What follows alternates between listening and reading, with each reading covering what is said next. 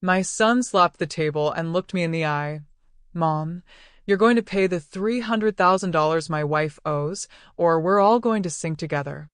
At that moment, my legs trembled. I, who had spent my entire life protecting my family's name, was facing the greatest humiliation, being treated like a safe, like a last resort for a mistake that wasn't mine.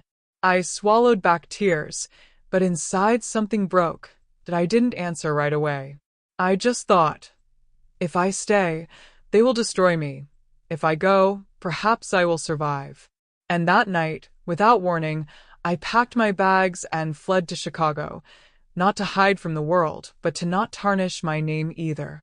When I woke up that morning, the sky seemed to have been meticulously washed, as if God had wiped the blue with a damp cloth just to please us. I put on my navy blue dress, the same one I'd saved for years waiting for the right occasion, and pinned my mother's brooch to my chest, a legacy of a stubborn woman who doesn't give in easily. As I fixed my hair, my hand trembled a little, not from weakness, but from a warm feeling, the kind that reminds us of who we once were. Today my boy becomes a husband, I thought, and laughed to myself. It wasn't just pride, it was a breath of hope, the kind that pushes us forward without asking permission. I arrived at the salon a little early, as I always did for everything in my life. Early, to observe. The scent of white flowers mingled with that of freshly brewed coffee, and I swear I heard my mother whisper from beyond, "Keep your head up, girl." I adjusted the hem of my dress and gazed at the lights hanging like household constellations, blinking unhurriedly. The sound of the silverware being arranged reminded me of that clink of promises, you know?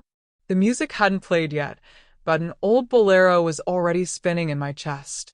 I took a deep breath and sat by the window, watching the street scene, like someone watching a destiny. My son came in next, handsome as can be, his suit fitting perfectly as if he'd been born inside. He hugged me tightly, and in that embrace I recognized the baby in a thick diaper I was carrying on my hip, crying with a fever. "Mom, it worked," he whispered, and I felt my throat close with a burning joy. I looked into his eyes and saw a glow I hadn't seen in a long time, the glow of someone who believes they've finally found their place in the world. "My son," I replied, "may God make you a man of your word and a true heart." He laughed, not understanding the weight of my blessing. When the bride entered, the room held its breath. She walked in beautifully, her steps slow, her veil light as a dawn sigh. Applause, smiles, a raised cell phone, that festive excitement that fills the eyes and empties the pockets. I'm not a woman of petty nitpicking, but I noticed at the back of the stage a crooked, slightly out of place arrangement. Fool that I am, I thought. If this were at home, I could straighten it with 2 taps. I let it go. Not every detail calls for our hand, I learned late. Still, something, very small, brushed the tip of my neck, like someone lighting a match and quickly extinguishing it. The promises were spoken firmly, or at least that's how it sounded to me, between sobs. For better or for worse, in sickness and in health. I repeated them to myself, like someone embroidering a too-new fabric with old thread. When the rings slipped from my fingers, I felt a pang in my chest, a mixture of pride and fear. Every mother harbors a secret alarm. It beeps softly, almost silently, but it beeps. I swallowed the feeling and clapped along with everyone else, hoping their happiness would be greater than any shadow. May it be sweet, I wished, like someone blowing sugar on a wound. During the toast, the maitre d' passed around with glasses that clinked like church bells. I accepted the sparkling wine, but I played with the bubbles, watching them rise swiftly and then disappear to the surface without fanfare. My son gave a short speech, the kind he doesn't elaborate on for fear of crying in front of everyone. I smiled, proud of his restraint. A man who knows how to keep quiet when necessary also knows how to promise with his body. The bride thanked him, beautiful and confident, and kissed his forehead. I caught sight of this gesture and, for a moment, felt a cold breeze on my shoulders. Nonsense, I told myself. Nonsense. The tables came to life, and voices mingled like family recipes everyone thinks they've mastered. I was surrounded by aunts I hadn't seen in years, each with a loving comment and a pointed question.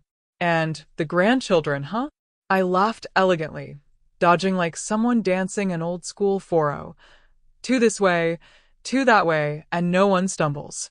I noticed the bride moving briskly, greeting the guests, but always with her eyes searching for something or someone. I didn't judge. Those who get married carry a whirlwind in their pockets. Even so, that whirlwind seemed a little disheveled, turning into a napkin before becoming a souvenir. At the back of the room, I heard the DJ try out an old samba, and my foot tapped the floor without me realizing it. The smell of roast meat wafted through the air, reminding me of Sunday lunches, a set table, my son chasing the dog, and me begging him not to spill the juice. It's funny how memories arrive uninvited. Pull up a chair and sit down. I took a sip of water to clear my throat, and the water, cold and clean, brought with it an unformulated question. Does every new joy have to stir an old pain? I blinked slowly, as if putting the question back in the drawer. At one point, I saw my son on the phone, too fast, his shoulder hunched as if shielding himself from the wind. He hung up quickly when he noticed my gaze and gave me the kind of smile that glosses over worry. I know it. A mother sees through the wood. I thought about getting up and asking if everything was okay, but I sat down out of curiosity, like someone taming a skittish horse. Don't ruin the moment, woman, I whispered to myself. And I obeyed, but not before feeling that itch of foreboding in the corner of my heart.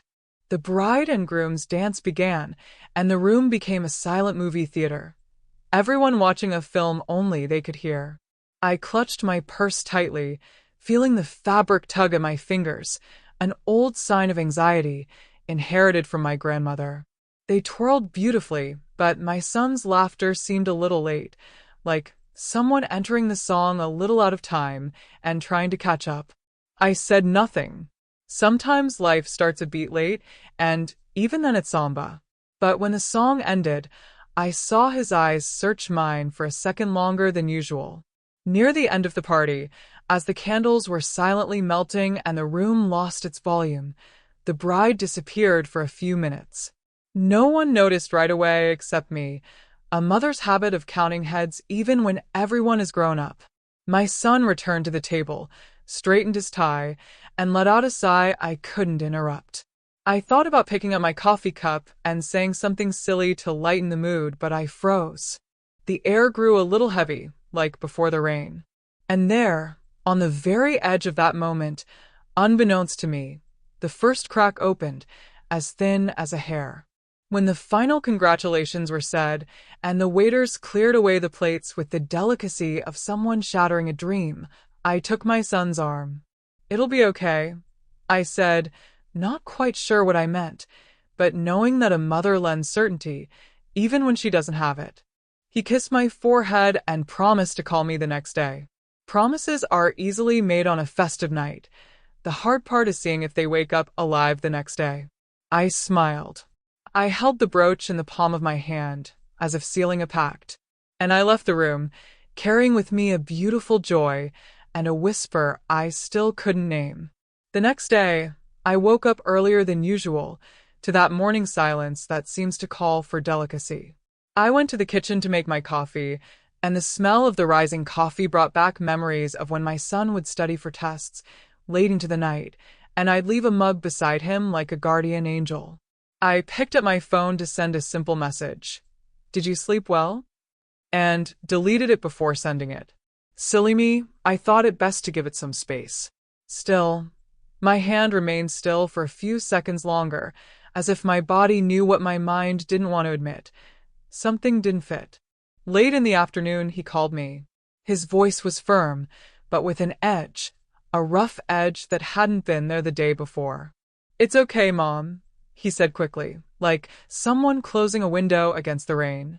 I replied sweetly, "I know, my son. Take your life in your hands and go slowly." He laughed lightly but didn't smile back. We hung up, and I stared into space, the kettle whistling on the stove like a small warning.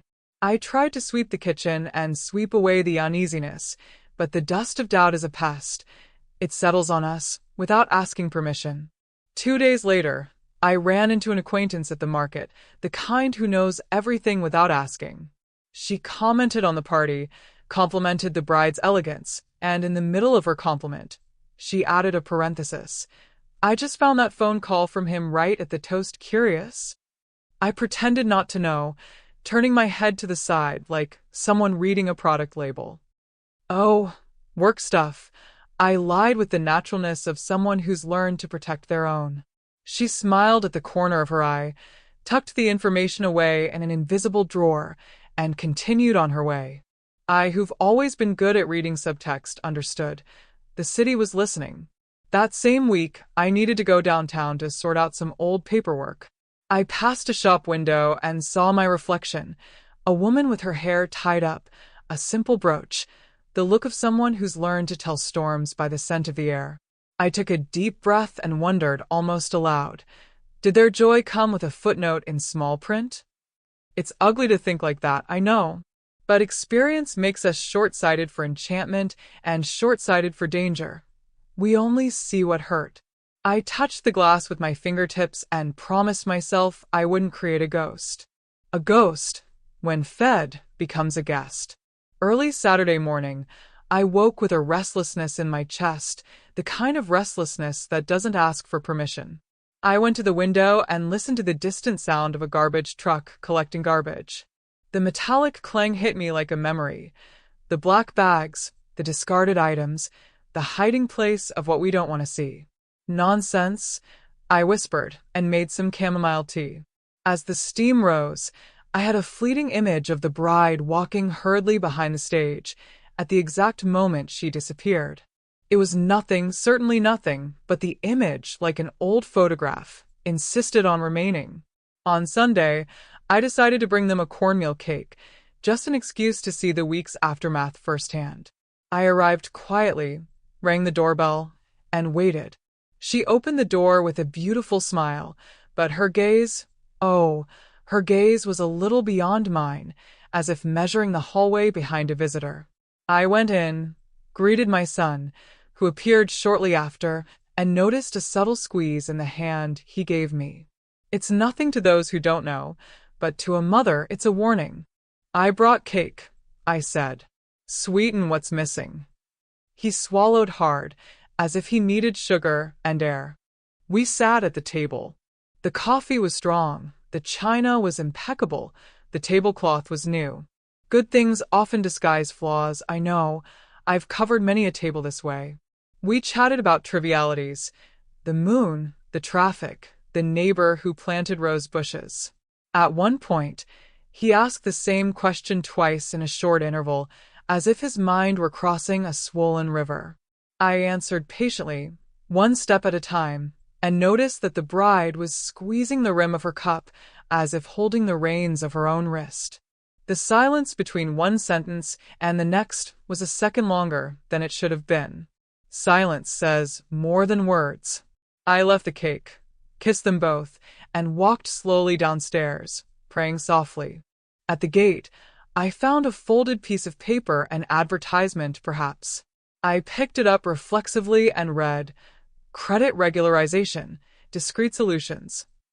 I gave a short laugh, the kind that's not funny at all, and threw it in the trash can on the corner. I walked to the bus stop, and each step seemed to mark a strange rhythm. Thump, thump, thump, thump, thump. The city went on as usual, cars honking, children laughing, but inside me, the orchestra was out of tune. And when the orchestra is out of tune, we either change the conductor or close the theater for a while. That night, I sat in bed with my hardcover notebook, a gift for my son on a long-ago birthday. I opened it to a blank page and wrote 3 lines that felt like a premonition. Be careful. Don't make a promise you can't keep. A mother's love isn't a bottomless safe. I closed the notebook, placed it on the nightstand, and turned out the light. The room was filled with gentle shadows, but one of them, just one, wouldn't lie down. It stood, leaning against the wardrobe, staring at me. I turned to the side, found the coldest pillow, and did what I always do when life's strangest things nudge me. I promised myself to listen more and talk less. The next day, I received a short message from my son. I love you. 3 letters and a space, and a world behind them. I replied immediately. I love you too, more than yesterday. He didn't write anything else. I stood at the window, watching the bus pass on time, the newsstand girl open the magazines, the neighbor's dog fuss about the wind. Everything was the same, and yet everything was different, because the first suspicion, when it arrives, doesn't knock on the door. It lives with us. It drinks coffee, washes the cup, folds the dish towel, and waits for the next night, as if it knows the next chapter hasn't even truly begun. That morning, the phone rang with an unusual heaviness. My son spoke quickly, his words tumbling, as if he wanted to spit out something burning in his throat. Mom, I need to tell you something, he began, and I held my breath, because when someone opens up like that, it's a harbinger of a storm. I sat on the edge of the bed, the blanket still warm on my body, and heard the confession that chilled me. She has a debt, 30 times 10,000. $300,000. The sentence flew around the room, heavy as iron. At first, I thought I'd misunderstood. I asked him to repeat himself, and he did, even more nervous. With each syllable, my heart pounded. She should have before she got married, Mom, and she didn't tell me anything. My hands began to sweat, sliding over the phone. I closed my eyes and saw the scene of the party. The white dress, the flowers, her smile. How could a woman walk down the aisle carrying such a huge secret in the pocket of her veil? My head was spinning, but I had to remain calm, because on the other end of the line, my son was trembling. And there's more, he said, swallowing hard. The name is dirty now, my name, Mom. That part broke me in a different way. It wasn't just money. It wasn't just a number. It was his identity, his dignity written in cold, notary letters, stamped with stain. I clutched the brooch to my chest, as if my mother could lend me strength through the memory. I swallowed back tears, but inside me a thunder began to rumble. He explained how he'd found out. The banks were calling, notices were arriving at the new address, official documents that didn't lie. I felt cheated, Mom used, he repeated, like a lost child who couldn't find a way out. I wanted to hug him, stroke his head like I did when he fell, and scraped his knee. But no amount of mercury could heal a wound like that. All I could do was listen and hold on to the world, so it wouldn't fall apart with him. Deep down, an inner voice whispered, "You suspected. You saw the signs." The memory of the bride disappearing from the party, that sidelong glance across the table, his sigh on the phone.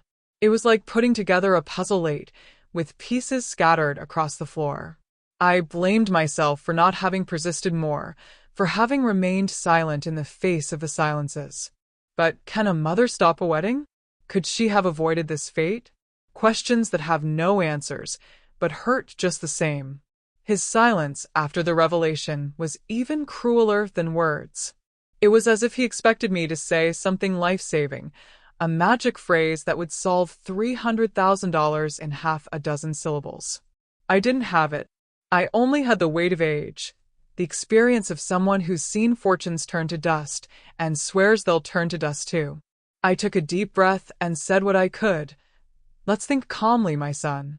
No pain lasts forever, but every secret takes its toll. He, however, refused to calm down. I can't think, Mom. They're charging me. My name is in the mud. Don't you understand? His voice rose, and I wanted to scream too, but I held back. Yes, I understand, more than you know, I replied firmly, even with my throat burning. Inside, I remembered my own old debts, the sleepless nights, the shame of knocking on doors. He didn't know, but I understood too much. I was alone after the call, pacing the house like a lost soul. I touched the furniture, the portraits, the notebook where I wrote secrets no one read. Everything seemed smaller compared to that giant number. $300,000. I repeated it mentally, trying to give it form, but each time I said it, it sounded bigger. It was like a monster growing in the darkness, ready to devour not only my son, but the entire family. Deep in my heart, an even more bitter suspicion began to blossom. Had she never intended to tell? Had the wedding been an escape to hide this bombshell? I closed my eyes and saw her smile at the altar, beautiful, but perhaps too rehearsed. I swallowed hard, because admitting it would be admitting that my son had been deceived in the purest thing, love. And I couldn't bear that thought completely. That day, I sat on the couch, stared at the clock ticking on the wall, and knew one thing for sure. Nothing would ever be the same again. The secret had come to light, and now every breath of my life would be tied to that debt. Little did I know that the next step would be even more cruel, his demand that I carry the burden that wasn't mine. But that was the blow that still echoes within me today.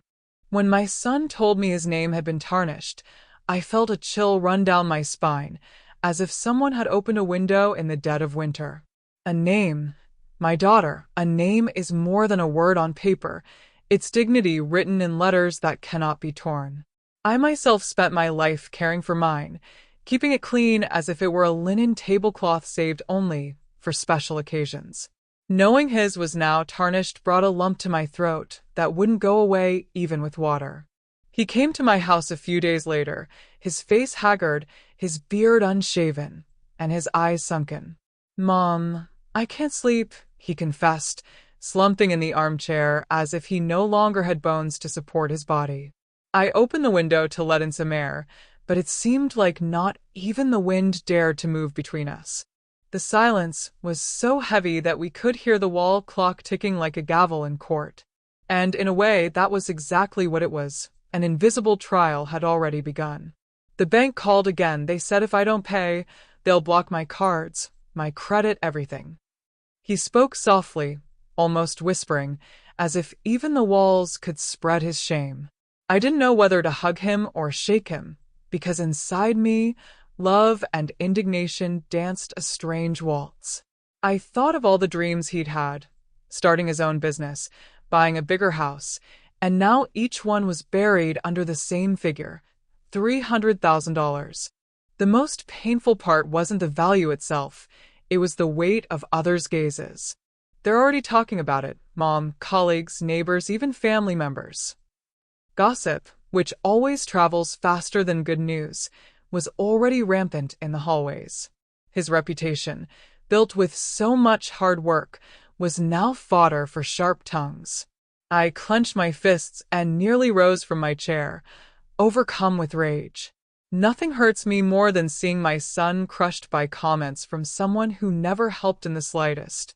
He said he'd already felt the difference at work, his boss calling him over for a chat, colleagues looking away as if the debt were a contagious disease. They don't say anything, but I notice, Mom. They know. His voice cracked, and I had to look away to keep from crying in front of him. It was as if the surname I'd so laboriously carried had been thrown to the ground and trampled on. A bad name isn't just a financial problem. It's an open wound in the soul. That night, after he left, I was alone in the kitchen, the kettle still hot on the stove. I stared at the rising smoke and thought, how could a signature, a hidden contract, ruin an entire life? It was unfair, deeply unfair. And the worst part was that the mistake wasn't his, but the fault of the one he chose to love.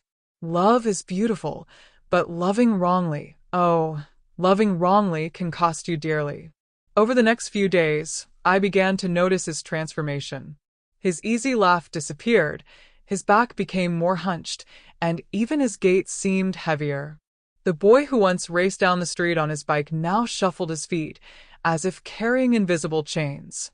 And I, who had always wanted to protect him, stood there, watching his ruin unfold before my eyes, unable to draw a net strong enough to hold him.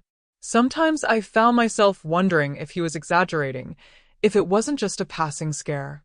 But then came the registered letters, the formal warnings, the persistent calls. Nothing was imagined. Everything was concrete, stamped, dated. There was no easy way out. Each envelope that arrived was like another brick building the wall that isolated my son from the life he dreamed of. And I wondered, how can a mother watch her son's name sink without trying to pull it back up? The answer tore me apart, because deep down I knew that, no matter how much I wanted to, I couldn't cleanse the stain alone. A name is an inheritance, but it's also a choice. And he had chosen that woman, and with her, the shadow of debt. It was in this state of agony that the demands began to emerge. First in looks, then in harsher words. My son, desperate, began to look at me as if looking for a lifeline. And I knew that, at the next meeting, these wouldn't be mere veiled requests. He would place the entire weight of the debt in my hands, like someone pushing a mountain into his mother's lap. It was a gray afternoon when he arrived at my house, his face filled with anguish. He didn't even take off his shoes or ask if I was okay. He hurried in, sat at the kitchen table, and banged his hands on the wood as if seeking support. The dull thud echoed through the room and even made the kettle on the stove tremble. I knew something serious was coming. His silence told me so, even before his mouth opened. "Mom, I need you to help me," he began, his voice breaking. The word help is dangerous because it can mean anything. I took a deep breath and asked, "Help how, my son?" He looked away, stared at the floor, and when he looked back at me, there was no room for beating around the bush. "I want you to pay the debt. The $300,000. It's the only way out." I felt like the world had collapsed on my shoulders. For a few seconds, I didn't say anything. I just looked at him, trying to understand if it was a request or an order. And his expression told me. It was almost a demand. My heart ached, because I never imagined that my boy, the one who once held my hand in fear of the dark, would now look at me as if he saw a bank, a safe, a ready-made solution. "Are you asking me to carry a cross that isn't mine?" I whispered, in disbelief. He stood nervously, pacing back and forth. "Mom, it's not just for me. It's for our name, for our family. If this debt continues, no one will respect us. I can't lose everything." The word respect was sharp, like a knife. I felt anger and sadness mingling. What was my fault if his wife had hidden a chasm at the altar? Why should I now be the bridge across that chasm? You know how hard I fought to keep my name clean. You know how much I sweated for you to have dignity. I replied firmly, but my voice was already cracking. He came closer, placed his hand on mine, and, almost crying, said, "That's exactly why, Mom. You always manage to find a way. I don't know what to do." That desperate look was tearing me apart, but the proposal hurt even deeper. I got up slowly, like someone needing time to avoid exploding. I walked to the window and looked out at the street. Children playing, neighbors chatting, life going on as normal, oblivious to the earthquake happening in my kitchen. "You want me to sell everything I own, to hand over my old age to the bank, to erase a mistake that wasn't mine?" I asked, my voice firm. He didn't answer. His silence was the cruelest response. I remembered the nights he'd been sick with a fever, and I'd kept watch until daybreak. I remembered when he'd fallen off his bike, and I'd carried him in my arms to the hospital. I remembered every effort I'd made to give him an education, food, and shelter. And now he was asking me for more than money. He was asking me to sacrifice my dignity, my peace, my future. It was a request that reeked of betrayal. "I'm your mother, not your financial savior," I finally said, tears in my eyes. He lowered his head, like a scolded child, but then raised it again, hardened. "Think about it, Mom. If you don't do this, we'll sink. And everyone will know it was because of you." Those words stabbed into me like a dagger. It wasn't just a request, it was emotional blackmail. I stood, paralyzed, unsure whether to embrace him or push him away. My heart was saying one thing, my mind was screaming another. And in that instant, I realized there was a rift between us that might never be healed. He wasn't just my son, he was a desperate man willing to shift his burden to whoever was closest. And I, by misfortune or fate, was first in line. As he slammed the door shut, the sound echoed inside me like a warning. I knew that from then on, nothing would be the same. Because it wasn't just the debt that weighed on the house, it was his demands. And this, more than the number stamped on the papers, would be the shadow that would haunt us forever. That night, I lay in bed, but sleep wouldn't come. I tossed and turned, listening to the creaking of the mattress like an ancient lament. My son's words still echoed. "Mom, I want you to pay the debt." Each time I remembered, my chest tightened as if an invisible hand were squeezing me. I couldn't decide whether the coldness of the request or the audacity of the demand hurt more. I got up and went to the kitchen. I turned on the dim light over the table, sat down, and stared into space. The kettle still sat there, silent, a mute witness to what had happened hours before. Did I raise a son who sees me as a safe? I asked quietly, almost afraid of the answer. And the tears came, hot, burning my skin like a branding iron.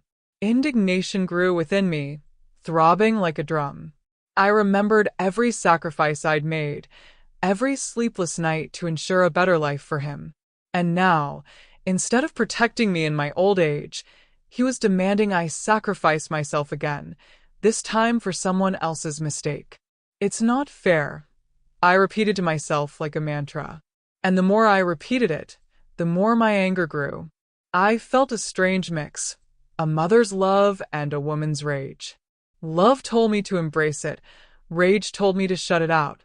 Perhaps it was the first time I understood the true weight of motherhood, loving unconditionally someone who can hurt us deeply, and yet continuing to love.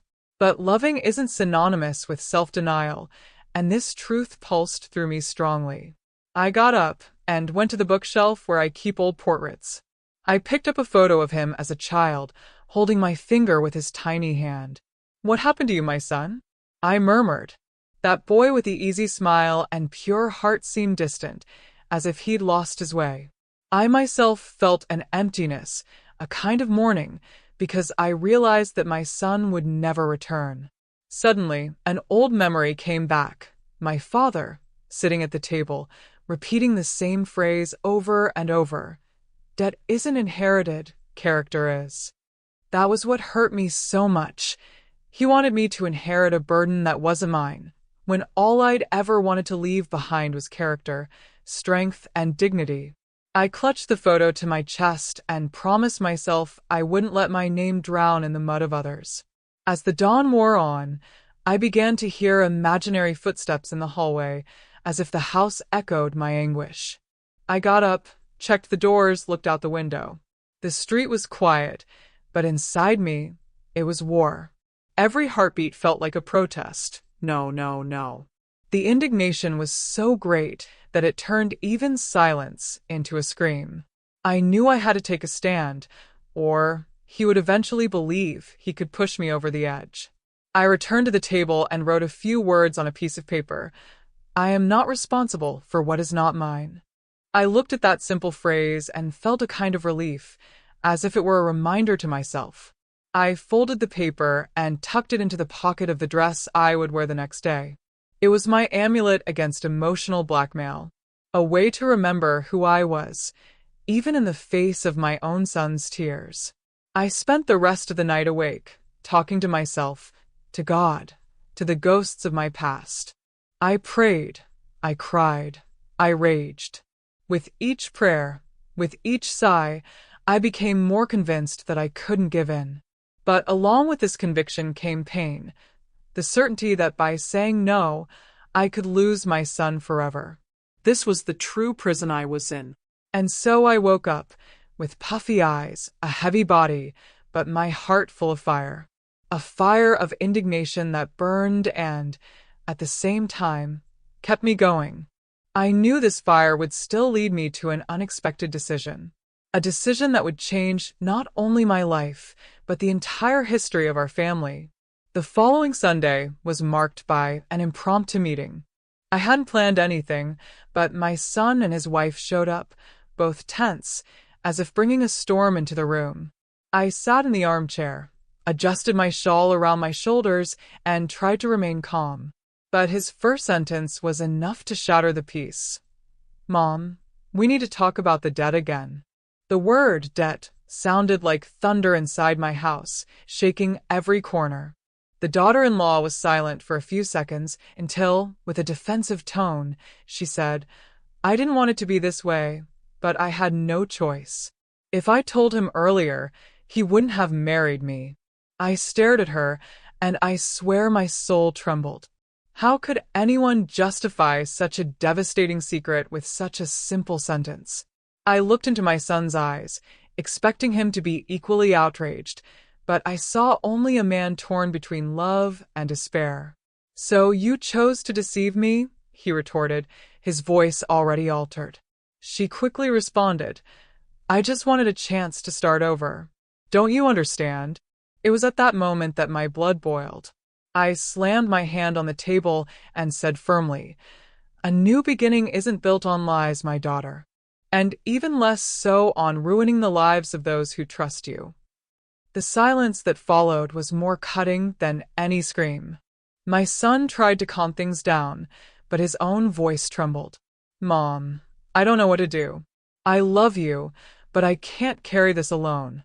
If you don't help, we're going to sink." The word sink hit me hard. I saw him as a castaway trying to hold on to anything, even his own mother, to keep from being lost at sea. But I wasn't a lifeguard to rescue poor choices. The argument continued into the night. She wept, saying the world had punished her too much, that this debt was the result of past mistakes, broken promises, and failed deals. I listened, but inside me a question gnawed at me. And what does this have to do with me? Even though my heart softened at times, the indignation always returned, like an insistent tide. At one point, I stood up and said in a firm, almost solemn voice, "Your love may even withstand this debt, but I will not mortgage my life to save what didn't begin with me. I've already given so much. I've given everything I could. Now it's up to you." My son looked at me, as if he'd been slapped in the face. My daughter-in-law, for her part, lowered her head and wiped away her tears in silence. The hours passed, and the room felt smaller, suffocating. The clock ticked cruelly, each took another push toward the abyss between us. Finally, they slammed the door shut without saying goodbye, leaving the bitter smell of cold coffee and unshed tears in the air. I was left alone, listening to the echoes of the argument still echoing within the walls. I sat back in the armchair and closed my eyes. The image of the two of them leaving together left me torn. Part of me wanted to run after them, hug them, tell them we'd figure it out. The other part just wanted to lock the door and never talk about debt again. This second part screamed louder, begging for help, demanding respect. Because a mother's love isn't an eternal obligation to rescue a child from mistakes that aren't theirs. That night, I wrote once more in my notebook, "Lies are a slow poison, and now they run through our family veins." I closed the notebook and left it on my bedside table, like someone keeping a testament to their feelings. I slept poorly, dreaming of arguments that echoed over and over, distorted voices, accusations that never ended. I woke with a heavy chest, but certain of one thing: this wouldn't be the last fight. There was still much more to come. And deep down I knew, with each new conversation, the wound would only open wider. Because the debt wasn't just in the bank's paperwork, it was embedded within our home, eroding what we held most sacred: trust. It didn't take long for the news to escape the walls of our house and become street corner talk. Small towns, and even large neighborhoods, have this cruel habit. What should be kept private soon spreads like the scent of fresh coffee. I could already notice the different looks when I went to the bakery, the muffled whispers behind forced smiles. It's his mother, the one of the boy who fell into 300,000 debt. I could almost hear, even when no one spoke. At the market, an acquaintance approached me with that tone of false concern. "Hey, so-and-so, I heard your son's name is in trouble. Is it really true?" I took a deep breath, adjusted my scarf on my shoulders, and replied shortly, "It's a relationship problem, my dear. It's none of my business." But inside, the sentence stung because I knew they already did, that they were already dragging me into that mess without me wanting to. I left with the bag clutched tightly in my hands, as if I could crush their curiosity along with it. Even at church, where I'd always sought peace, the stares began to grow heavy. The prayers seemed less fervent, the greetings more dry. "We're praying for you and your family," a neighbor said, and behind the phrase was a hint of judgment, as if praying was also pointing a finger. I closed my eyes and prayed along, but anger grew within me. Why did the shame of her lie have to spill over into my devotion? Gossip, like weeds, kept sprouting. I even heard from a neighbor that her son was saying at the bar, "If you marry with debt, you marry with problems, and now even your mother will have to handle the blame." These words, even spoken by others, stung like a knife, because they clearly showed what everyone else was thinking, that I would be responsible for paying the bill. And it kept me awake at night. My son, in turn, also felt the weight of the pressure. He said that colleagues at work whispered that some contracts began to be reviewed as if he had lost trust. His name, which once opened doors, now closed. And each closed door also hit my heart, because, even hurt, I was still a mother, and I still suffered with his suffering. I no longer had the peace to even drink my coffee on the porch. There was always someone passing slowly, as if gazing at someone else's house. Once, a more daring neighbor asked bluntly, "So, are you going to sell the house to save the boy?" I swallowed hard, smiled without showing my teeth, and simply replied, "Each to their own." But inside, my hands burned with indignation. At the hair salon, where I'd always found solace in small talk, the mood also changed. The women whispered softly, and one of them, thinking I wouldn't hear, blurted out, "I wouldn't want to be in her shoes. Imagine carrying that shame at her age." I closed my eyes and took a deep breath. I left without finishing my hair. I preferred to walk down the street with disheveled hair than with my heart torn apart by cruel words. The hardest part was seeing how her lie had become a collective burden. It was no longer just a problem between my son and his wife. Now it was a public spectacle, a circus where everyone watched and commented as if they owned our lives. And I, who had always guarded my reputation like one guarding crystal, watched it all shatter before the curious eyes of the neighborhood. At those times, I would lock myself in my room, close the window, and try to write in my notebook. "I'm not a character in their story," I wrote once. But with each line, I felt more involved, drawn deeper into the center of the scandal. It was as if society wouldn't accept me being left out. They wanted to force me into the plot as the one responsible for not saving their son. And it was in this suffocating atmosphere that I began to seriously consider disappearing. It wasn't just to escape the debt, but to escape the tongues of others, the weight of gossip. Because often, shame doesn't come from what we do, but from what others invent based on our pain. The following weeks were a drag of heavy days. Each morning I woke with a stone on my chest, as if I'd slept hugging a wet sandbag. The weight wasn't just the debt. It was the look in my son's eyes, the suppressed tears of my daughter-in-law, the gossip that knocked on my door even when I didn't open it. I felt sucked into an abyss I didn't create, but which now swallowed me simply by being a mother. The cruelest thing was seeing my son transform before my eyes.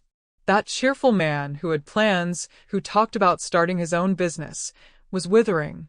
His shoulders slumped, his dark circles deep, his gaze lost. Sometimes he would call me in the middle of the night, just to hear my voice. He didn't ask for anything, he remained silent. I listened to his breathing and wondered, how did we get here? That question was a weight that wouldn't lift from my heart. I was changing too. Before, I was a woman who woke up early, cleaned the house while singing, and chatted with neighbors on the sidewalk. Now, I avoided going out. Every street felt like a scene of judgment. Any banal comment sounded like an accusation. I began to experience palpitations in my chest, insomnia, a constant lump in my throat. It was as if the debt had seeped through the papers and into my flesh. There were times when I'd look in the mirror and not recognize myself. My hair was disheveled. My face was drawn. My gaze was always suspicious. That's not me, I thought. But it was. It was the version of myself that carried the emotional weight of a story I didn't choose to live. And yet, I couldn't turn off my mother's love. As hurt as I was, I still cared for him, still wanted it to work out. The emotional weight came not only from within, but also from without. With each new charge, each new piece of gossip, I felt my world shrink. It seemed as if even the air grew thinner, as if I were breathing less oxygen and more shame. Even my faith wavered. I would kneel to pray, and the words would come out shaky, stumbling over one another, because even with God, I no longer knew if I was being heard. Sometimes I tried to distract myself, tidying the garden, reorganizing the closets, watching an old soap opera. But even then, the debt loomed large. It was like a ghost tugging at my skirt wherever I went. "You won't escape," it seemed to whisper. And I, weary, wondered if that weight would ever go away, or if I would have to learn to live with it. My son, without understanding, placed more weight on me. It wasn't just his words. It was his presence, his silence, his look of silent pleading. Every time he visited, I felt him leave a little more of his anguish in my lap, as if I were capable of carrying that burden too. And I, even knowing I couldn't, kept it. Because a mother keeps even what doesn't fit. There were nights when I woke up in a cold sweat, imagining that bailiffs would knock on my door, even though I owed nothing. The fear was so great it felt real. I saw myself selling my house, my few possessions, to pay for something that was never mine. And I woke up crying, my hands clutching the sheets like someone holding on to a capsized boat. This emotional weight began to make me doubt myself. I, who had always been strong, was beginning to wonder if I could resist. Wouldn't it be easier to just give in, pay up, and be done with it? But a voice inside, weak but persistent, said, "No, it's not yours. It's not fair." And it was this voice that kept me going, even when everything was pushing me to the ground. It was in this mix of love, guilt, and indignation that I began to glimpse a way out. Not a pretty solution, nor a ready-made answer, but a path. A path that didn't involve money, nor contracts, nor banks. A path that involved distance. Distance to breathe. Distance to save myself. And this thought, still embryonic, began to germinate within me like a seed of escape. There was a time of day when I knew I needed to face my own eyes in the mirror. It was always early evening, when the sunlight was fading, leaving a half-golden, half-sad reflection on the glass. It was at one of those times that I realized I had reached my limit. It wasn't just indignation anymore, nor just emotional heaviness. It was a breaking point. The feeling that if I took one more step in that direction, there would be nothing left of me. I began to notice small signs in my body, signs I never ignored. Strong palpitations, dizziness upon standing, headaches that appeared out of nowhere. These weren't new illnesses, they were ancient warnings screaming loudly. "You're going to break," they said. I would rub my chest and think, I can't go on like this. And it wasn't just a health issue, it was my soul. I felt diluted, like sugar in hot coffee, disappearing without a trace. Conversations with my son were no longer dialogues. They were sessions of demands and tears. He insisted, sometimes subtly, sometimes directly, "Mom, only you can solve this." And inside I screamed, "I can't. I mustn't." But on the outside, I maintained a fragile calm, like someone holding a cracked vase full of water. One day, after hanging up another heavy connection, I realized I was shaking from head to toe. And I understood that this was no life. I, who had always preached dignity, realized I was one step away from losing mine. And dignity, my daughter, is not easily recovered. It's like a crystal that, once cracked, is never the same again. The debt wasn't mine, but shame already surrounded me. It was as if I were paying, not in money, but in reputation and health, in nights of sleep. And I knew that if I gave in, I would pay with my freedom as well. At that point, I started talking to myself a lot. I talked to myself around the house, while washing the dishes, like someone practicing answers for an invisible court. I owe nothing, I repeated. I owe nothing. It was my mantra, my shield against my son's tears. Because each tear of his was an attempt to break down my defenses. And I knew, if my defenses fell once, they would never rise again. One night, I dreamed I was in a dark river, holding my son with one arm and a heavy trunk with the other. The current was growing, and I knew there was only one way to save myself. I woke up sweating, with the answer already in my chest. Either I let go of the trunk, or I would sink with it. But in the dream, the trunk was the debt, and my son, my entire life. I woke up crying because I realized that letting go of the trunk meant letting go of a part of myself, too. I began to avoid long encounters. When he came, I made coffee shorter, conversations quicker.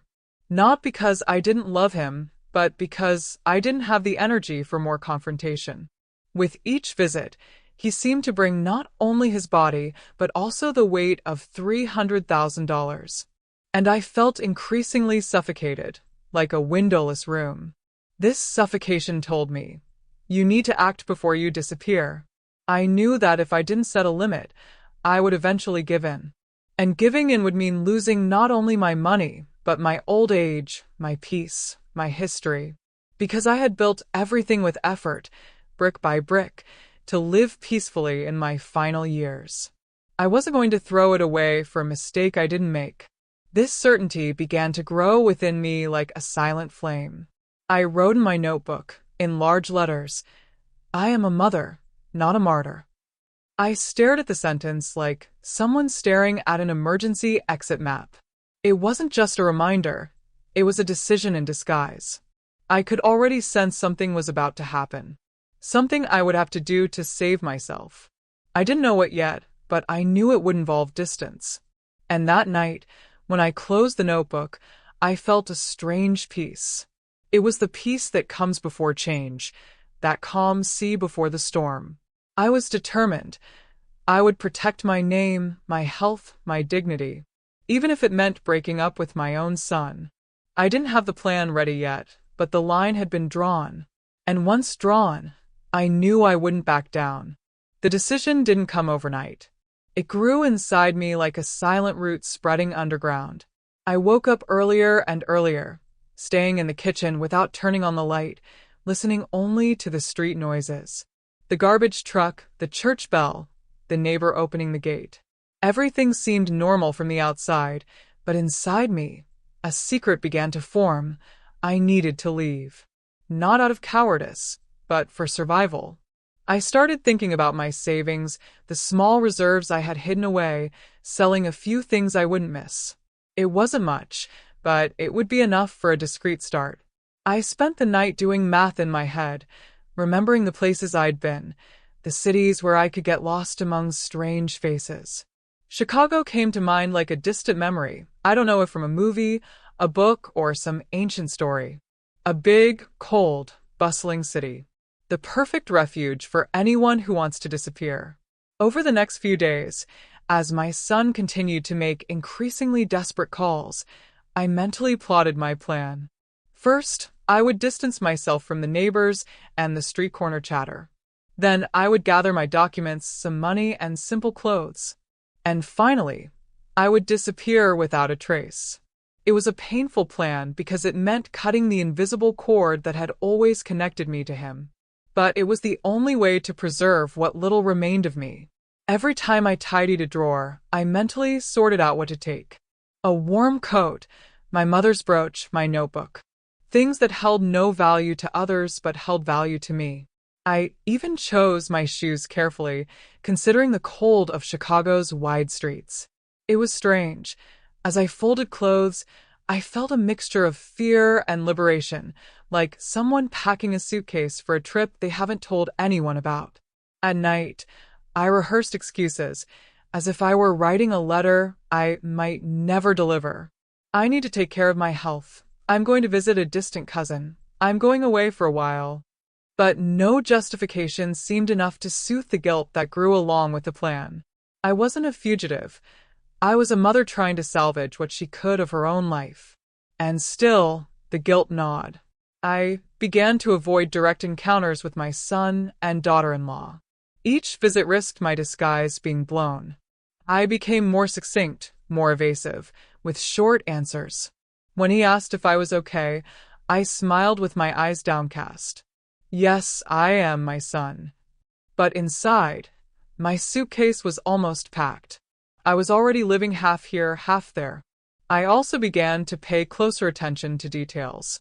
The bus schedule, the places where I could rent a cheap room, the quietest times to leave the house without attracting attention. Everything was jotted down in my hardcover notebook, hidden inside a false drawer. Each page was a kind of map of my escape. And as I wrote, I felt like I finally had some control over my life again. In my dreams, Chicago already appeared clearly. Wide streets, a biting wind, people passing quickly without looking back. It was as if the city was calling me. I saw myself walking between tall buildings, free from the gossip of neighbors, free from the bank letters, free from the accusing gaze of my own son. And when I woke, my heart pounded, not with fear, but with anticipation. Still, there was a deep pain in every step of this plan. It was as if I were betraying myself, even though I knew it was to save myself.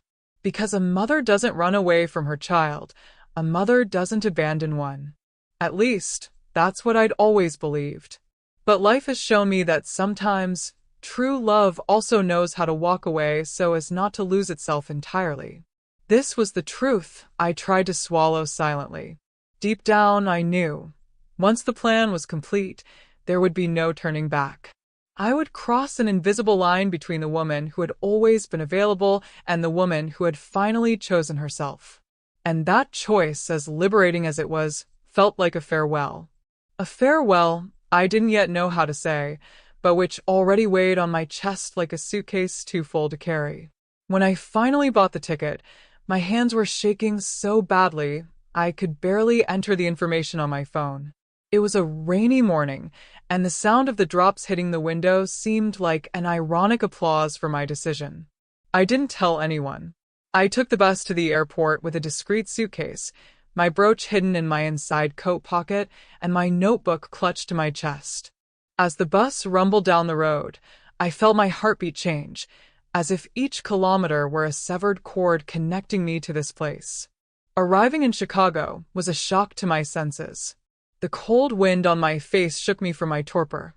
The smell of strong coffee mixed with bus fumes, the sound of hurried footsteps on the wide sidewalks. Everything was big, noisy, indifferent, exactly what I needed. For the first time in months, I felt I could walk without anyone's gaze on my shoulders. No one there knew me, no one knew about the debt, no one called me the mother of the boy who sank. I rented a simple room in a guest house near a subway station. The walls were thin, the mattress a little worn, but there was a window through which I could see the illuminated buildings at night. I sat on the edge of the bed, sipped a cheap coffee bought on the corner, and gazed at the lights as if gazing at a new sky. That city wasn't just a refuge. It was also a mirror that showed me a version of myself I hadn't seen in years, an independent woman, capable of surviving on her own. In the early days, the loneliness weighed heavily. The sound of sirens at night reminded me of arguments at home, of raised voices. I would wake in the middle of the night, thinking my son was knocking on the door, asking for help. But it wasn't him. It was just reality nudging me. I walked the streets to chase away my fear, entering unfamiliar cafes, ordering tea or soup, listening to strangers' conversations without being a part of anything. It was painful, but it was also a form of healing. Chicago welcomed me with its biting cold, but it gave me something I no longer had: anonymity. Walking those sidewalks was like walking without shade. There were no neighbors, no glances, no benches calling me. I could be just a white-haired woman sipping coffee by the window, and nothing more. That feeling, so simple, was the first breath of freedom I'd felt since debt entered our lives. I started creating small routines to keep me grounded. Walking to the lake in the morning, sitting on a bench and watching the seagulls. Buying fruit at the market and chatting with the vendor only about the weather. Writing in my notebook at night, describing every detail of the day, every smell, every color. It was a way of rebuilding my world from the inside out, brick by brick, without rushing. Sometimes, while writing, I thought about my son. I wondered if he was okay, if he was looking for me, if he hated me. These questions remained on the paper, because in my heart I knew there was no immediate answer. I needed this time. I needed to save myself first. Only then, perhaps one day, would I be able to look at him again without feeling crushed. The city's cold, which at first felt like punishment, became an ally. Each gust of wind was like a shower of ice water, washing away the guilt, the hurt, the glares. I began to feel strength in my steps. The wide streets gave me a sense of inner space, a space I had lost amidst the chaos. It was as if, each day, I was giving myself back a little piece of my dignity. Even so, it wasn't easy. At night, lying in my narrow bed, I cried softly, biting the pillow to keep quiet. The guilt of leaving my son behind gnawed at me, but it was a guilt I needed to face to rebuild myself. It was a silent mourning, a mourning for the role of mother I had always played without question, and which I had now suspended to save myself. And it was in this setting, among anonymous cafes, wide streets, and cold wind, that I began to realize Chicago wasn't just a physical refuge. It was also a symbol that sometimes to continue being a mother we need for a while to stop being a hostage. This realization still hurt, but it also gave me the strength to keep breathing, writing, and waiting for the next chapter of my own life. The day before I left, I walked through the house like a shadow. Every object seemed to watch me. Every piece of furniture held a piece of my history. I ran my hand over the sofa where he'd lain to watch TV when he was a boy, opened the kitchen drawer, and touched the silverware inherited from my mother. It was as if I were saying goodbye to everything without being able to say it out loud. Silent goodbyes are the hardest, because the body remains, but the heart has already left. I didn't write a note. I simply wrote in my notebook, "Today I'm leaving. I need to save myself to exist." I folded the page and placed it among the clothes in my suitcase, like a talisman. I considered leaving him a message, but no word seemed right. What phrase would capture the pain of a mother who chooses to leave? Forgive me? Take care of yourself? Don't look for me? They all seemed like lies or impossible requests. So I decided to leave without a word. At dawn, I got up slowly, so as not to make any noise. The sky was still dark, the street damp with dew. I put on my thick coat, tucked my mother's brooch into my inside pocket, and took a deep breath. The smell of the house, a mixture of coffee, incense, and old wood, stayed in my memory. I closed the door carefully, so as not to wake the ghosts, and stood outside for a few seconds. It was the end of one life and the beginning of another. The suitcase was light, but it felt like it weighed tons. It wasn't the weight of things, it was the weight of guilt. Each step to the bus stop felt like a hammer pounding on my chest. I looked back one last time. His bedroom window was dark. I imagined him sleeping, unaware that when he woke, I would already be gone. It was cruel, but also necessary. Sometimes true love requires cuts that bleed, and then heal. On the bus, I sat by the window and rested my head against the cold glass. The city lights flashed by, blurred by my suppressed tears. I saw every corner, every streetlight, every shadow of a tree as if it were a movie I would never see again. I thought about the little boy on the bike, the teenager who hugged me when I got home from school, the man who looked at me, asking me to pay a debt that wasn't mine. Everything blended into one pain. As the bus rolled on, I imagined the next morning. He would open the door, call my name, maybe call my cell phone. I would find the house empty. Maybe I would feel anger, maybe despair, maybe a strange relief. I wouldn't be there to see it. This absence was my last act of courage or weakness, depending on your perspective. But it was my act.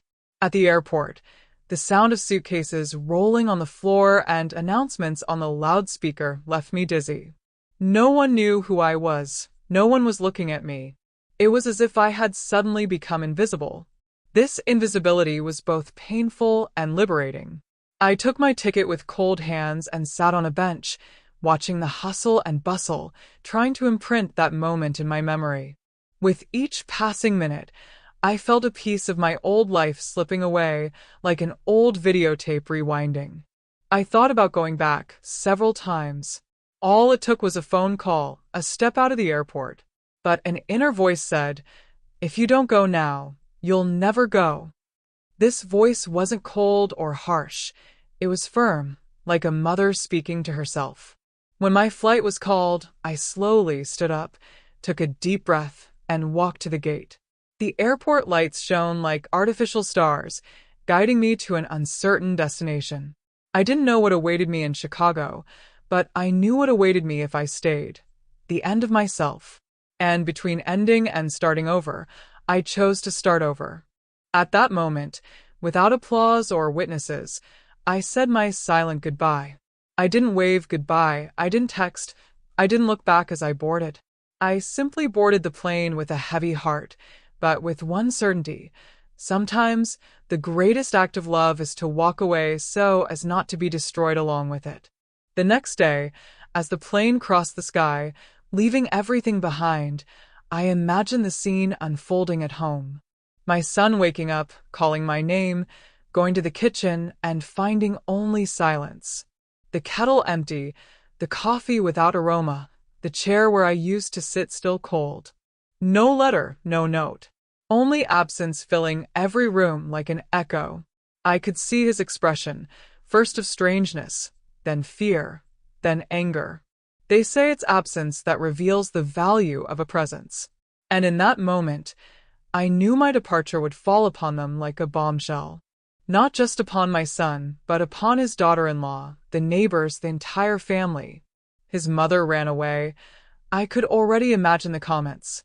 The same tongues that had once waited for me to resolve everything would now have plenty of food for thought for months. But inside the plane, I could only close my eyes and endure the whirlwind of images. My son called me several times. I could feel my phone vibrating in my purse, even though it was off. Messages were probably piling up in my inbox. I mentally visualized each one. "Mom, where are you? Please answer. Don't do that." But I couldn't answer. Not right now. If I did, my resolve would crumble. And I needed to remain firm, at least this once. The daughter-in-law, I imagine, must have been in shock. Perhaps she thought I'd gone out to the grocery store, a short visit. Perhaps she tried to convince herself I'd return that evening. But as the hours passed and my phone remained silent, she must have realized this wasn't just any disappearance. It was a planned escape. And then, I believe, the masks began to slip. Because, without me, they would have to deal with their own responsibility. For the first few days, the calls must have been incessant. Then came the messages from relatives. "Have you seen so-and-so? She suddenly disappeared." Some tried to speculate, others defended, others judged. I was already familiar with this drama. I knew that while some genuinely cared, others merely fed off the drama. And even from a distance, I felt the weight of these voices beating against my chest like rain on a roof.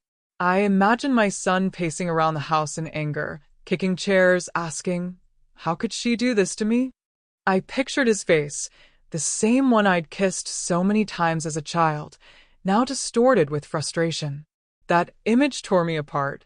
It wasn't pleasant to imagine his pain. It was necessary to understand that I wasn't running away from him. I was running away from the situation. In my room in Chicago, I would sometimes lean my forehead against the cold wall and spend hours imagining his reactions. Does he understand? Does he hate me? Does he seek me out? These questions had no answers, but they filled my days like a second skin. Because no matter how far apart, the invisible cord still connected me to him.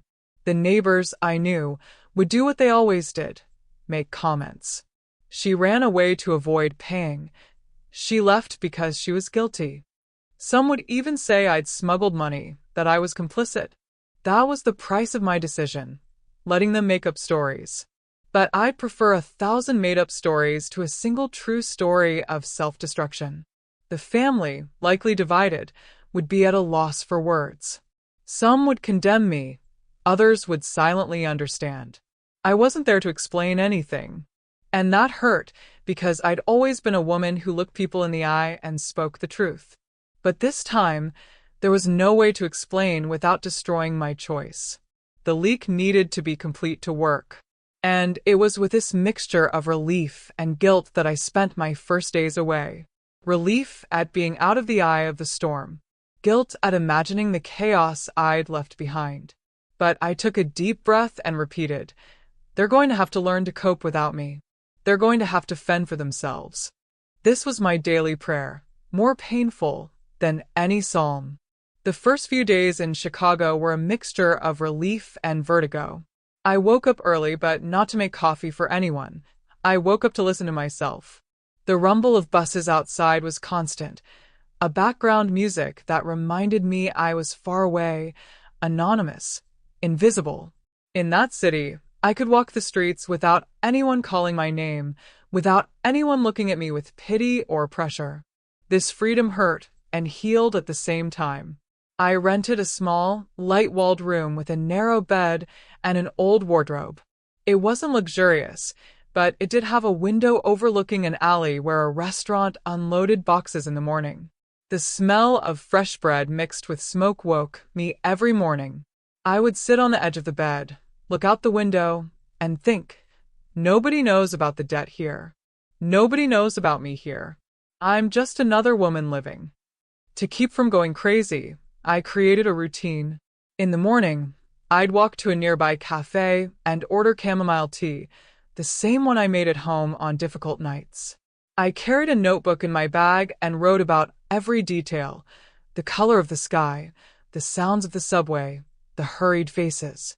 Writing was my way of bringing order to chaos, of transforming guilt into words and words into breathing space. In the afternoons, I'd go to the public library. I'd spend hours leafing through books in English, even though I didn't understand everything. The smell of old pages calmed me. Sometimes I'd just look out the reading room window at the people in the park. Each stranger seemed to carry their own secret story, their own invisible weight. This realization gave me some comfort. It wasn't just me. At night, I cooked simple things: soup, bread, tea. I would sit in the kitchen listening to the radio softly, an American voice delivering news I barely understood. The sound lulled me like a lullaby. But there were moments when the silence weighed heavily. I imagined my son, the house, my absence. I wondered if he was angry or just lost. I wondered if he would hate me forever or if he would ever understand. I had strange dreams in those early days. I dreamed I was in a maze of tall buildings and my son was calling me from somewhere I couldn't find. I'd wake up sweaty, my heart racing, and go to the window to breathe in the cold air. I'd look at the city lights and repeat under my breath, I had to do this. I had to do this. It was as if I had to convince myself every night. Despite the loneliness, there were small victories. The day I managed to order food in English without stuttering. The day a woman at the grocery store smiled at me without knowing who I was. The day I managed to walk without feeling judged. Each small step was a reminder that I still had life, that I could still rebuild something from the rubble. But the guilt wouldn't go away. Sometimes, in the middle of the street, I felt like crying out loud, like a child. Other times, she'd clutch the brooch in her pocket like an invisible hand. Chicago gave me anonymity, but it didn't erase the scars of what I'd left behind. It was as if I were in limbo between two versions of myself, the mother who had always been there and the woman who had decided to leave. There were nights when I thought about going back. All it took was a click on my phone, an apology, a return flight. But every time that thought came, I remembered his gaze, demanding I pay a debt that wasn't mine. I remembered the suffocating feeling, the pressure, the gossip. And then I took a deep breath and stayed. I knew that for him to grow, perhaps I needed to leave. Life in hiding wasn't pretty or heroic. It was silent, solitary, full of small rituals to keep my heart beating at the right rhythm. But little by little, I realized that this hiding gave me something precious, the chance to rise again, to rediscover who I was before drowning in other people's problems. It was a chosen exile, but also a slow rebirth. A rebirth that I didn't yet know where it would lead, but which already gave me the strength to keep breathing. The pain of distance isn't just the simple longing that tightens the chest. It's a mixture of emptiness, guilt, and silence. In Chicago, I could walk for miles without anyone calling my name, and this invisibility, which at first seemed like a relief, gradually became a wound. I passed by markets, by cafes, and even missed the curious ways of my neighbors there with their snide comments. Because as uncomfortable as they were, they still reminded me that I existed for someone. At night, lying in my narrow bed, my heart began to race faster than any airplane. I imagined my son coming into the house, calling Mommy, and finding only an echo. I saw him looking into corners, touching things, searching for my scent on his clothes. This scene repeated itself every morning, as if fate wanted to torture me. I cried softly, biting the pillow so no one in the next room would hear me. I wrote countless random phrases in my notebook. Does he hate me? Does he still think fondly of me? Does he miss my coffee? Each question was a stab in the back. The distance wasn't measured in kilometers, but in words unsaid, in hugs ungiven. And these absences, day after day, grew like walls between us. At first, I thought the pain would lessen with time. I was wrong. As the days passed, it seeped in more and more, discreetly, like water seeping through a wall. I could even smile at the grocery store clerk, but inside, I carried the wound. Distance was a silent disease, slowly eroding. And I, without medicine, could only endure. There were afternoons when I would find myself standing in the middle of the street, watching families laughing, mothers pulling their children by the hand. At those times, an almost unbearable longing would overcome me. I saw in each child's face a reflection of my boy, and in each mother's gaze a version of myself that no longer existed. It was as if the entire city were a cruel mirror of what I had lost. I started talking to myself, more than ever. In the kitchen, while making soup, I would murmur, "It's delicious, isn't it, my son?" In the bedroom, while folding clothes, I would say, "Put on that coat, it's cold." I talked to him as if he were still present.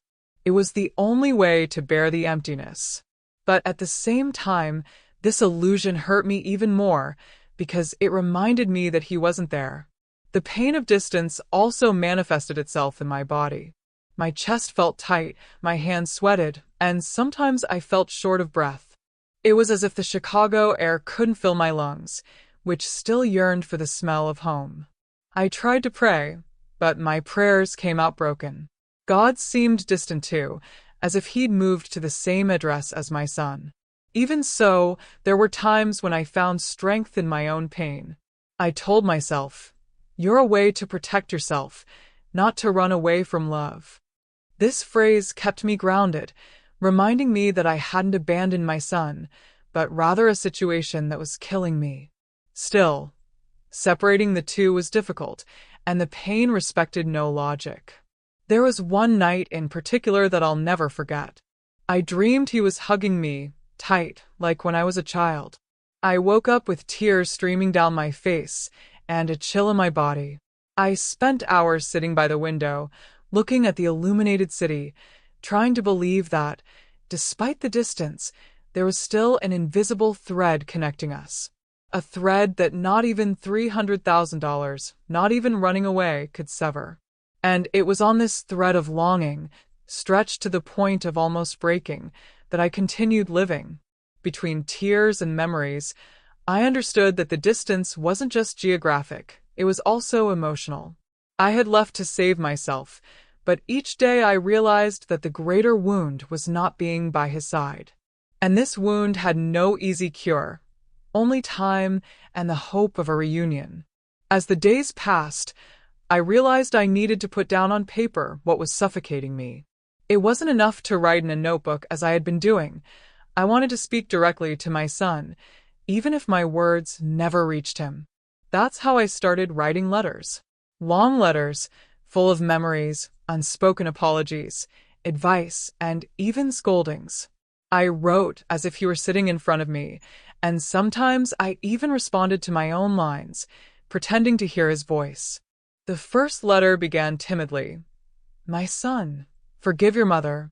I didn't run away from you. I ran away from what was killing me." When I finished, I cried over the paper until the letters smudged. I folded it and put it in a drawer. I never had the courage to send it. Deep down, I knew it might be better if he didn't read it. Some truths, written down, can hurt more than absence itself. The second letter was different. I remember my childhood, when he'd come running to show me his crooked drawings, and I'd hang them on the fridge like works of art. I wrote, "I wish I could go back to the time when your biggest debt was a borrowed eraser from school." As I finished, I smiled bitterly. It was cruel to think how life had turned my boy into a man pressured by numbers that weren't even his. I wrote dozens of letters like this. Some were short, like notes. "I miss your hug." Others were long, like sermons. "Don't forget that character is worth more than money, and that no debt defines who you are." Each had a different tone, sometimes sweet, sometimes stern, sometimes desperate. It was as if in each letter I was a different version of the mother he knew. But despite my desire, I never mailed any. I walked to the mailbox several times, the letters folded inside my bag. I'd stand in front of it, staring at the red slit, my hand hesitant. A gesture would be enough, and they'd fly to him. But I always took a step back, because I feared that, upon reading them, he'd hate me even more. Or worse, that he wouldn't respond. His silence would be crueler than any insult. Letters never sent became my secret confessional. I kept them all in a shoebox under the bed in my boarding house room. Sometimes at night, I'd open the box and reread one or two. Some made me cry again. Others gave me the strength to carry on. It was like talking to myself, like keeping alive the memory that there was still a bond, even if invisible. There were days when I fantasized about him finding the box in the future, perhaps after my death. I imagined him reading every line with tears in his eyes, finally understanding that I never wanted to abandon him. It was a foolish hope, but it comforted me. As if my words, even hidden away, could cross time and reach him when the time was right. I also wrote letters to myself, as if I were him. "Mom, I understand you. Mom, thank you for protecting me. Mom, I miss you too." Writing like this was painful, but it gave me a momentary peace, as if for a few moments I had the embrace I so desperately needed. It was a cruel game with my imagination, but it was my remedy against loneliness. Each unsent letter was also a choice. I knew that if I sent it, I'd be opening a still fresh wound. I decided to wait. Wait for time to heal a little. Wait for time to come to me. Meanwhile, the letters remained there, silent witnesses to my pain and my love. A love that, even hidden, never stopped beating. And so, amidst folded and never mailed letters, I learned a bitter truth. Sometimes, writing is safer than speaking. Because spoken words never come back, but written ones, kept hidden, can still be shielded from judgment. And for me, these letters became my secret refuge, my way of being close to him without actually being there. Over time, I realized that escape, which at first seemed like desperation, began to become a process of transformation. In Chicago, among icy streets and anonymous cafes, I discovered that I wasn't just a mother. I was still a woman, still a person. The weight of debt, even though it wasn't mine, had slowly erased me. Now, far from it, I found myself relearning how to exist. It was as if, by withdrawing from the world that suffocated me, I had found a clean mirror after years of being tarnished. I began to notice details that had previously escaped me. The smell of bread baking at the corner bakery, the cold wind blowing on my face, the shy smile of a stranger holding the door for me. Every simple gesture reminded me that there was life beyond shame and pressure. I began to appreciate small victories, crossing the city on the subway alone, ordering food in English without stuttering, writing entire pages without crying. These small achievements became my fuel.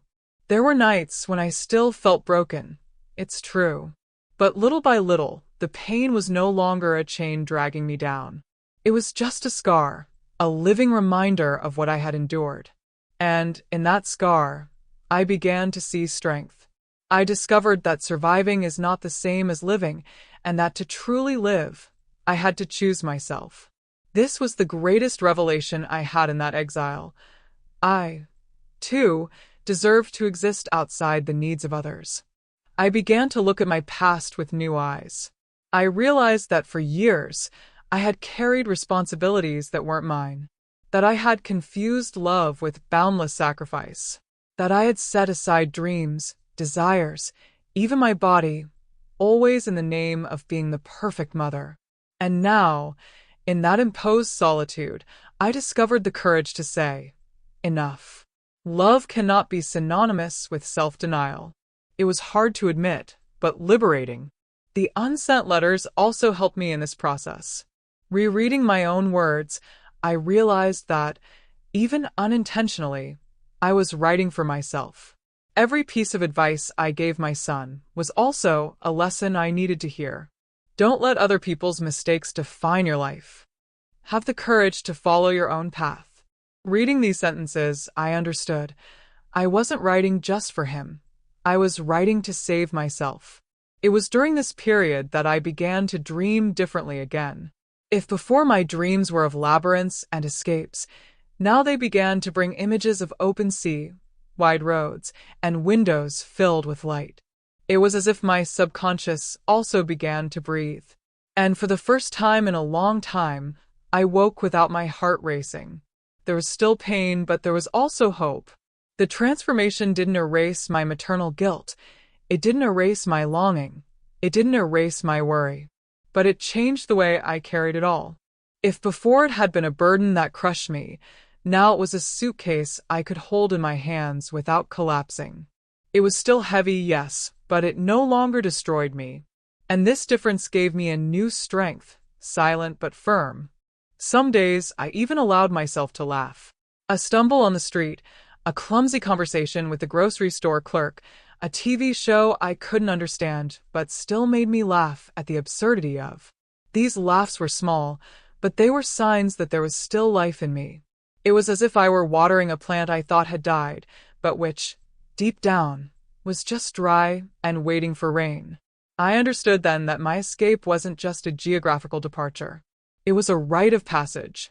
It was a chance to shed my martyr role and put on the clothes of the woman I was before drowning in other people's debts. This woman wasn't perfect, but she was strong, dignified, and above all, she deserved to breathe.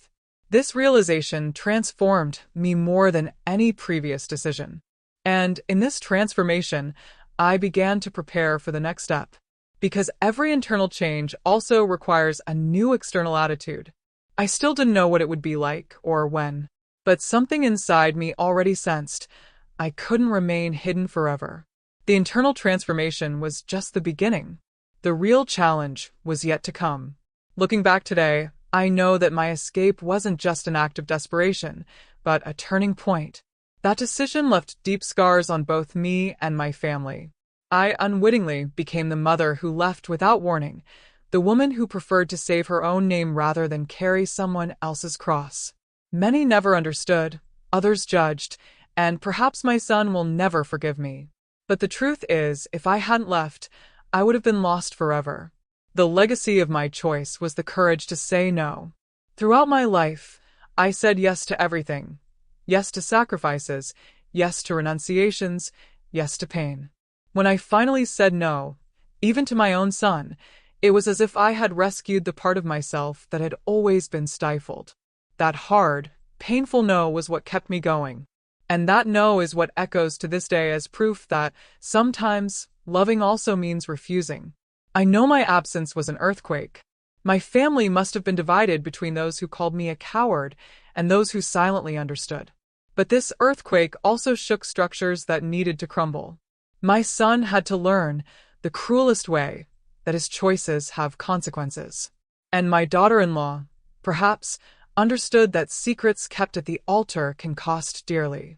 I was no longer there to cushion the blow, and that, as hard as it was also a learning experience for them. For me, the legacy was different. The rediscovery of life itself. In Chicago, in anonymity, I relearned to walk lightly, to laugh at small things, to write without fear. I discovered it wasn't too late to find myself again. And I realized that my story, despite the scars, could still have chapters of peace. Perhaps it will never be the same peace as before, but a mature peace, achieved, watered with tears and courage. Today, if someone asks me if I regret anything, I take a deep breath before answering. I regret the pain I caused, the distance I imposed, the emptiness I left. But I don't regret the choice, because between losing my son and losing myself, I chose to survive. And if one day he understands this, perhaps our stories can meet again on less painful pages. I carry with me the certainty that my decision was also a warning to those who come after. Don't carry burdens that aren't yours. Don't let love become a chain, or care become a prison. The greatest legacy I can leave is not the money I never had, nor the possessions I don't possess, but the lesson that dignity is priceless, and that without it, there is no life worth living. I still dream of the reunion. I don't know if it will happen or what it will be like. Maybe a silent embrace, maybe a tearful conversation, maybe just a look that says, I understand. Until that day comes, I keep writing, keep living, keep breathing. Because, deep down, I've learned that the greatest legacy of a difficult decision is not what it destroys, but what it forces us to rebuild within ourselves. And if I have anything to teach you today, it's this. Don't let the weight of others tear away your very essence. To love is beautiful, but to love without limits is to lose yourself. And life, hard as it is, always exacts a price. I paid mine, but at least I paid with courage, not silence. Today, when I look back, I know my decision changed everything. For me, for my son, for our family.